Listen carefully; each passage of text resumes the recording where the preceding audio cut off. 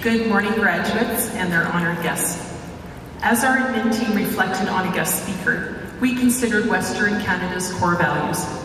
In our culture of commitment, alongside excellence, we recognize the power of discipline, strength, and courage in generating tangible results. Your 2018 guest speaker and Western graduate, Faye Stenning, embodies these values, evidenced by her ranking as one of the top female Spartan racers in the world. Ms. Stenning earned this status in a very short period of time. Nicknamed Tigger by her dad because of boundless hyperactivity, Faye needed running to calm down and keep herself out of trouble. While a student at Western, she was a top middle distance and cross-country runner. One of her track coaches, Miss Barbette, offers the following reflection. Faye was always a fierce competitor. She had a unique running style for such a fast athlete. She was quite noisy in her footfalls. I think it was a psychological strategy. Her competitors heard Faye slamming up behind to lap them. She is a take no prisoners athlete. You could see the determination on her face throughout the race, a ferocious stare that probably masked some of the extreme pain from running that far, that hard. As soon as she crossed the finish line, though, Faye was the first to congratulate her colleagues in competition. 11 years later, Ms. Stenning still holds the junior girls provincial record for the 3,000 meters and was an all-Canadian in cross-country in her senior year at the University of Calgary. After our ceremony today, I encourage each of our graduates to follow Ms. Stenning on her Instagram account. You will join 29.3 thousand followers and see evidence of her inspiring athletic accomplishments.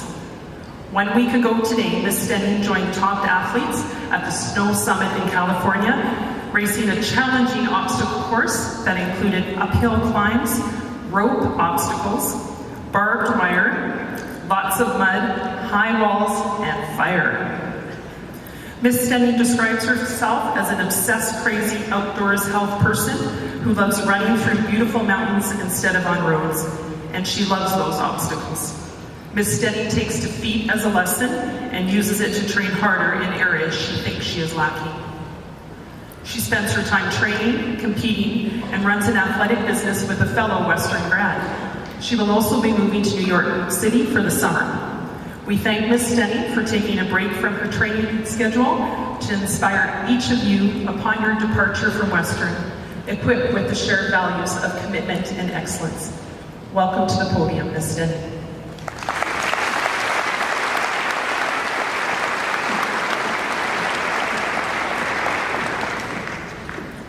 Thank you for the introduction, Michelle, and thank you so much for having me. It's an honor to be here, and congratulations to you all. I remember sitting right where you are, feeling completely relieved to be done with high school. Done with the exams, well, almost done with the exams, done with the classes, and even done with some of the people. But as excited as I was about this chapter closing, I was equally as skeptical about the next, as I knew more school awaited me. And I really wasn't sure how this would go. In high school, I struggled with academics. Teachers told my parents that I lacked focus, and my parents seemed to think tutoring was the answer. My younger sister was brilliant, and she got great satisfaction pretending to help me as she corrected my spelling mistakes, poked fun at my mispronunciation of words, and not once let me solve a math problem on my own. This drove me nuts. But as Michelle noted, I had one thing I was exceptional at, and that was running. Being awkward and uncoordinated, I was not naturally talented or a versatile athlete, and I remember I was far from excited that running was the only sport I showed talented. Because for one, running is hard, and in the eyes of the people I was trying to impress, it was not that cool. I thought if I associated myself as a runner, it would be at the detriment of my social life and the popular girl I worked so hard to be. But after seeing how my track times put me as one of the top distance runners in the country, I had no choice. I was a runner whether I liked it or not. Today, the thought of pursuing something because of what others would think is completely crazy. I mean, it was my life, and I almost let it slip away because I wanted to maintain my popularity rank in high school. Whatever you guys choose to do, don't let something like this hold you back. One thing's for sure, as you become an adult, there's no such thing as popular people or unpopular people. There's good people and there's bad people. My experience would have been a lot easier if I would have known this. So anyways, here I am, a full-blown distance runner. Split shorts, shoelaces tied way too tight, a stopwatch that I refused to take off. But crossing that finish line in first place gave me more confidence than being a part of any social group did. And I was completely addicted to pushing myself and seeing how far I could take running. I started running before school, in between classes, after school. I was completely fascinated by my ability to handle the pain of running so fast for so long. Something I quickly realized required tons of toughness and a lot of grit. And no one was able to match me at this. Being comfortable with the uncomfortable. I became to master this, and the more uncomfortable I ran, the more races I won, and the more opportunities came my way, including multiple scholarships to universities in the States. I visited a few of these schools, but I was just too afraid to leave everything I had here in Calgary, and I insisted on staying in the University of Calgary.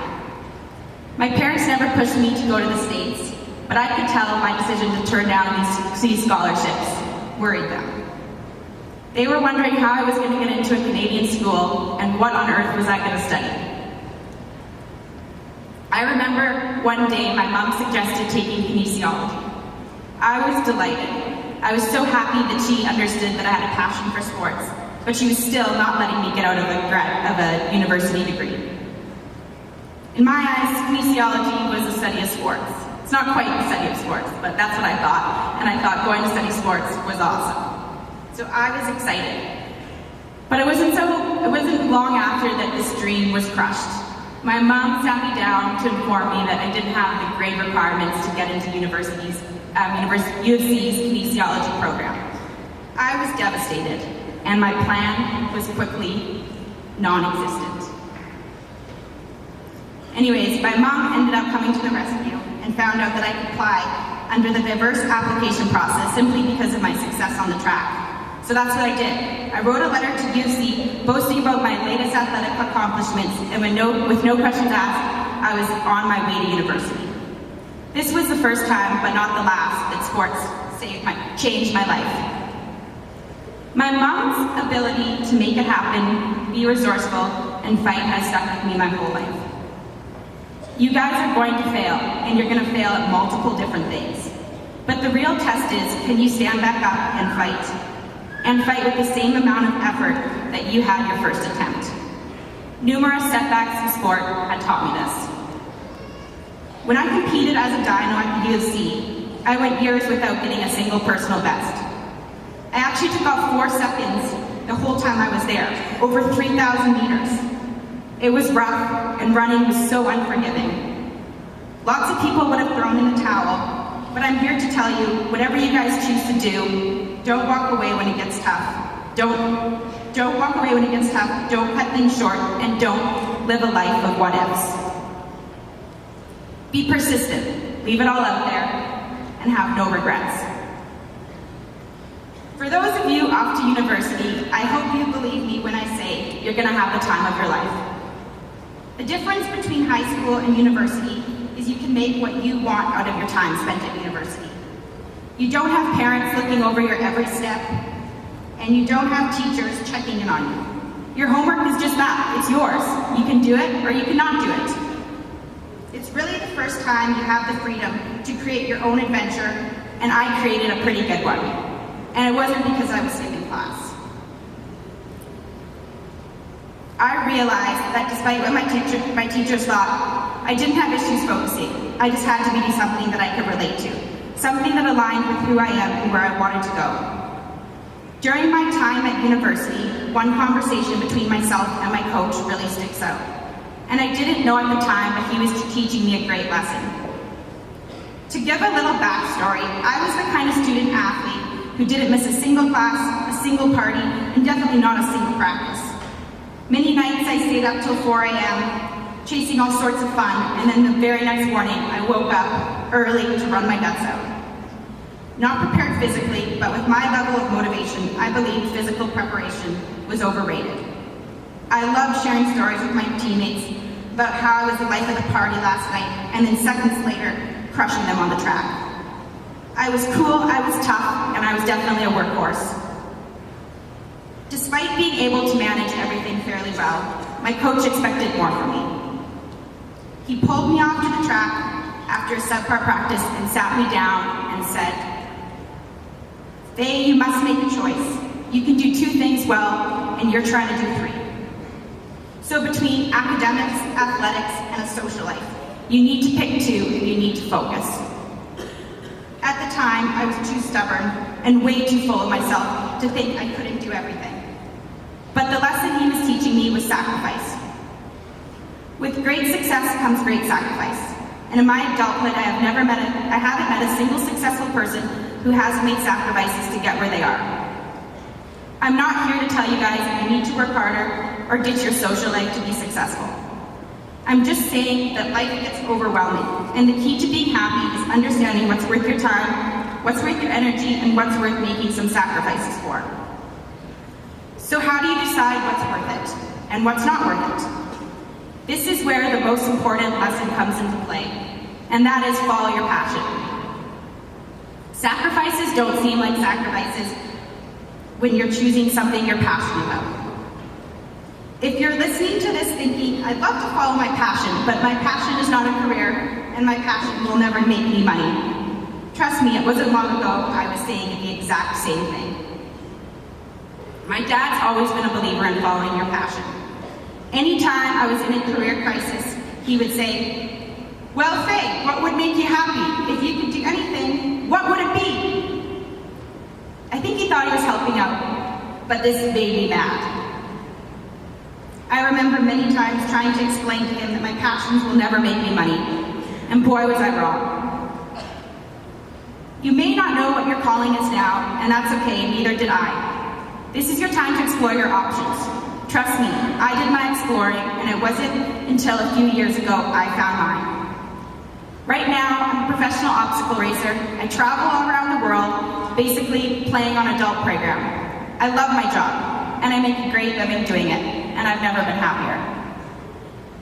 As much as people who don't know me seem to think this happened overnight, those who know me well will be the first to tell you I've worked for this my whole life. But trust me, the road I took to get here had its fair shares of detours and delays, and yours will too. So the advice I can give you is don't let these setbacks break your spirit, and know that there are many routes to a destination. If one is closed, take another.